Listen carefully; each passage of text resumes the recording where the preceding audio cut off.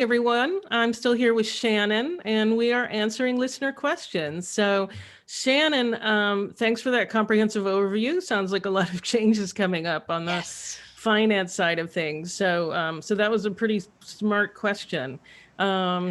All right, now on to admissions, though. Yeah, so this next question came in from Aparna on our Facebook page. So, folks, just so you know, if you do have questions for us, just send us a message through our Facebook page and we will answer on an upcoming show. But Aparna asked, for schools like Carnegie Mellon and USC that give the option of applying to two schools or majors, if you give only one, will that disadvantage you in any way? Also, will giving two options put you at a higher risk of not getting your first choice major? And how does the school look at this if neither of the majors are impacted majors? And you'll have to explain what impacted majors means. Mm-hmm. So I want to start off by saying that this can really vary from school to school. So this is another situation where I recommend calling the admission office, or they're doing virtual tours, virtual campus visits right now. Ask the question. There's no reason that they would lie to you about this. But in general, there can be a disadvantage if you are applying to an extremely selective major like engineering, computer science, nursing, and you have no second choice. So there are schools, not all schools are like this. Some schools will just admit you into liberal arts and sciences or some other sort of default schools, but there are some schools that will then say, okay, this student is only interested in us if they can get into the computer science program, so we will not admit this student. Um, It is never really going to be a disadvantage, though, to list that second major. If you're qualified for engineering or computer science or nursing, they're going to admit you to it. They're not going to play that kind of a game. So if you really like the school, and if you truly would be just as happy studying physics as engineering, or maybe there's a computer science program in the School of Liberal Arts and Studies that's a little less selective than the one in the engineering department, put that one down as a second choice. That actually will up your chances of getting in, and it will not hurt your chances of getting into the actual computer, engineering program. They're gonna, evaluate you there based on your own merits. So, and then, yeah, if neither of the majors are impacted, there really shouldn't be an impact at all. I mean, if everything is in sort of what most schools call liberal arts and sciences, it shouldn't be a big deal. And then I do want to throw out there that there's a lot of schools where no majors are impacted. There's just more popular and less popular majors. I mean, when I went to Reed, and biology was one of the most popular majors, but it wasn't impacted. If you wanted to be a bio major, you could be a bio major. So, just be aware that there's also schools where this is not an issue, but in general, the larger public universities, this is almost always going to be an issue. And then, yeah, at a school like Carnegie Mellon, or I should say private schools that have separate, or private universities that have separate schools within them, that's usually a tip off that you might run into that. But again, ask your admission counselor. Yeah. And also think carefully. I mean, some students are so focused on going to one college that they say, well, if I don't apply into this, then maybe I'll have a better chance of getting into it. And I'm like, yeah, but how would you feel if you went to that school and you couldn't study what you wanted to study? And they're like, right. That was my first thought when I heard the question. Well, what if you want to be an engineer? Don't indicate an English major.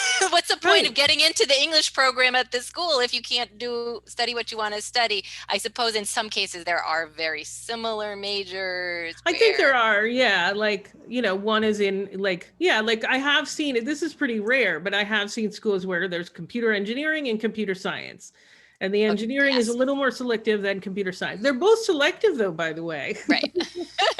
So, I mean, when I tell students to think about, I do run into some students where it's clearly engineering or bust. They've wanted to be an engineer since they were 10. It's just, they always build things. They love math. It's clearly what they should do. But then there's other students who just heard engineering is a good major. And then maybe why not? And with them, maybe this is something to take into account, So. Yeah.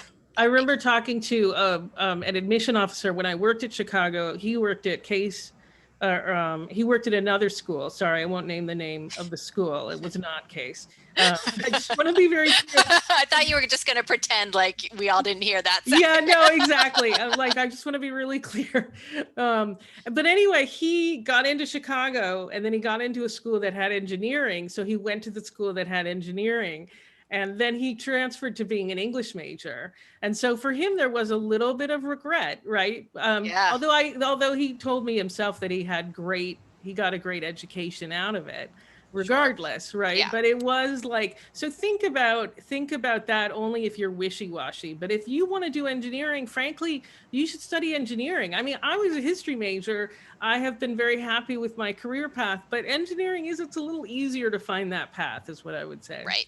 Yeah. Exactly. And out of my own curiosity, the term impacted major, I always think of the University of California system, but is that a universal term that other colleges use?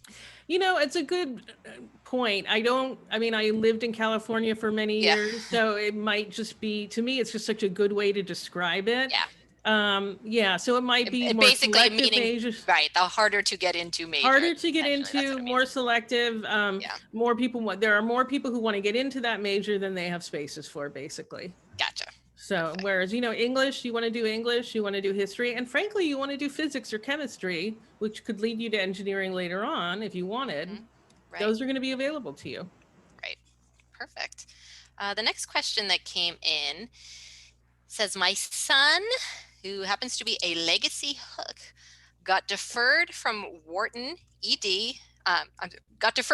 during the ED round. What does that really mean, being deferred? What are his real chances? How are deferred applications read in the regular round? And is there anything he can do now to improve his chances? So let's start with what he could do now. You can write a letter. That's basically what we always recommend that students do. It doesn't usually, the students typically want to just do everything, right? So they want to submit 3 extra recommendations. But really the main thing you can do, unless the college is explicitly soliciting something else, is write a letter just basically restating your interest. If UPenn is still his top choice, he should say so. And he should also detail any accomplishments since, November 1st or earlier when he submitted his application. And the letter doesn't need to be super long, but it should restate some of his, open up with, I still want to go to UPenn. And also be careful how you phrase it. It's kind of funny because I've seen students be like, well, I was very disappointed at being deferred and I think you made a big mistake, but I still want to go. That is not the tone that you want to take. It may be how you're feeling, but you want to be nice. So you want to say, take it down a notch. Take it down a notch. Maybe write the letter once you're a little calmer, have a friend read it, and and instead phrase it as, thank you for the opportunity to be reviewed again as an applicant. I just wanted to let you know that UPenn remains my first choice for these particular reasons. Don't make it a tome. It doesn't have to be longer than a page. But do put in a paragraph about the reasons why you really do think UPenn is the right match for you. And then again, if you have accomplished anything else through extracurriculars or something, do include a paragraph on that. What you don't need to do is highlight your new grades because they are getting that information as well. Of course, you could certainly say something like, very proud to say I've maintained my grades, but you don't need to detail them because they're going to be getting that transcript. They know that already. And do not, again, send in a bunch of recommendations that are going to say the same thing. If there's a letter of recommendation, if they give you that opportunity and there's one that really can address something new, then that could be useful. But otherwise, I don't recommend it. Okay, sounds good. Yeah. The next question came in from Pooja. My 8th grader has the option of pursuing an AP curriculum or IB curriculum in her high school. Is one curriculum considered more impressive to colleges than the other? If both are considered on par, would it reflect badly on her if she opts for 7 to 8 APs instead of the full IB diploma? All right, so I apologize for this, but I want to go back to Aparna's question because I realized I didn't answer one part of it about what's really going on when a student is deferred from early decision.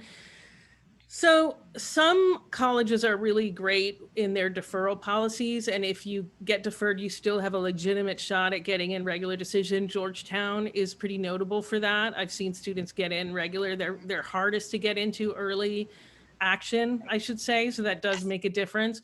But when you're applying early decisioning, you're deferred. I really recommend that students kind of take to heart that they are probably not going to get in, because otherwise they would have gotten in early. So I'm not going to say that no one ever gets in, but it is exceedingly rare. And so I tell students to really try and emotionally move on from that college, write the letter, but then move on, because really the odds have decreased. And at a place like UPenn, the odds were already very low. So, Right. you know, I mean, often early decision, they're admitting, and especially early decision legacy, like that's probably your best chance of That's when getting you had in. your best chance, And right? so I just think you need to kind of absorb the fact that it might have been, you're just probably not going to get in. I don't know you. I don't know your son, so I can't say for sure, but that's usually what that means. So yeah, sorry about that. So sorry, Yeah, back to this one about the eighth grader AP right. An or AP versus IB curriculum. okay. All right. So the IB curriculum historically, at least when I was at Chicago and at Reed, like we really loved it because it was a comprehensive curriculum. Like they ended up doing a senior project. They had that great Yes. class theory of knowledge. And so a student who did a full diploma, like who did Yes. everything, that was incredibly well regarded. And honestly, like we would take a student who had a couple B's because they had taken such a tough Hmm. curriculum. Whereas in general, you had to have A's to be competitive Yeah. in Chicago. AP has since added some classes that are similar to that. So if you did like the full AP curriculum and you did those things, I think it would really in these days be quite similar. So I'm not going to say like one or the other one is going to be better for you. So I would try and think about which one is going to be better for your daughter. The way some IB curriculums are designed, a challenge can be that you're supposed to really specialize and narrow down by your senior year. So that can work very well for students who have a good sense of what they want to kind of specialize in already. Hmm. Most students are still needing to try out a lot of different things. And in Yeah. that situation, the AP curriculum is going to probably be more flexible. Now, every high school seems to do things, every district seems to do things a little differently. So again, you need to like go back to that. But I don't want you to worry about it in terms of college, college admissions. So what the college admissions are going to care about is, are you taking the most rigorous curriculum available to you? How does your curriculum compare to other students? Now, of course, this depends on the school. I mean, Chicago, yes, Chicago wants the most rigorous curriculum available to you. So that would mean the full diploma, that would mean everything basically possible. Um, a school that's a little less selective doesn't need absolutely everything. So I don't want to say, I really think you need to come back to the question of what's going to work best for your daughter. Right. If she takes everything and she gets straight B's, then most of these highly selective colleges aren't going to be options for her anyway. So try and like think, carefully about what she's going to be able to do, and do successfully, and while still getting some sleep every night, Right. Very Yeah, important. Yes. yeah. Yeah, I think it's very easy to get so narrowly focused on the college admissions process and what's going to Mhm, be most impressive for that. But you have to, remember this is a kid, this is your kid, and what's going to help them develop and be mhm. a joyful person should Exactly. enter the equation. Well, and I always like to remind people, like Warren Buffett left UPenn.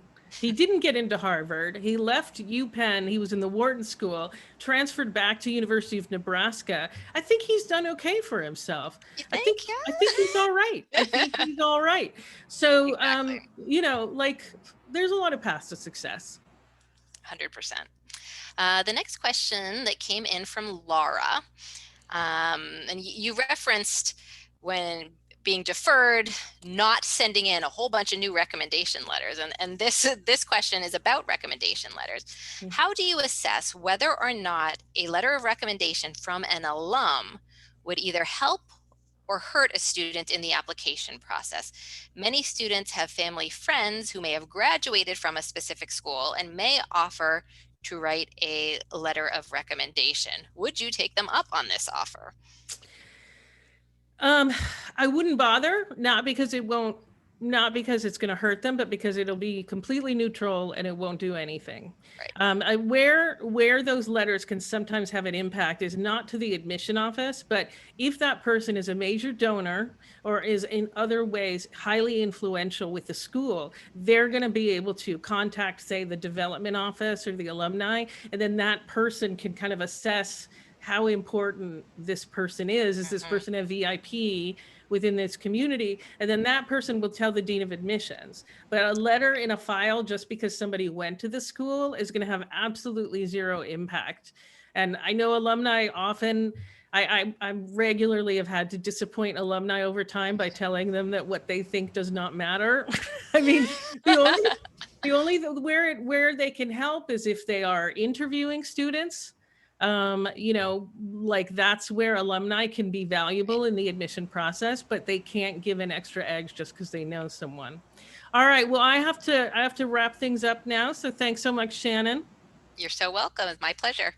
All right, and thanks so much to Mary Suyun as well. So I want to remind everybody to get ready for our show airing January 21st, when Beth Heaton will be hosting the show. She'll be covering some particularly compelling topics with her guests, including a work-sponsored path to education, which I think is pretty cool, and do's and don'ts of asking for more money for college.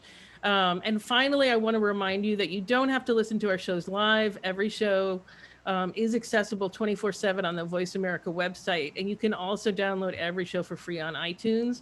If you want to search for a particular show topic, go to our blog page at blog.getintocollege.com. And don't forget, we're here every Thursday at 4 p.m. Eastern, 1 p.m. Pacific. So check us out.